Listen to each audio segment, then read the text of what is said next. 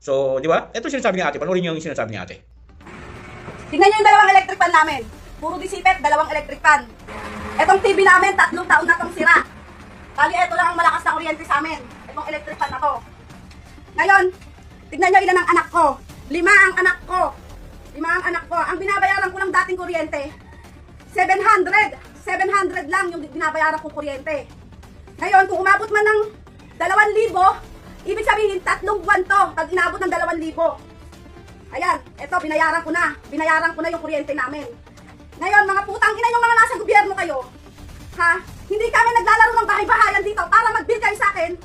Para mag-bill kayo sa amin ng 7,000. Saan namin kukunin itong 7,000 na to? Ha?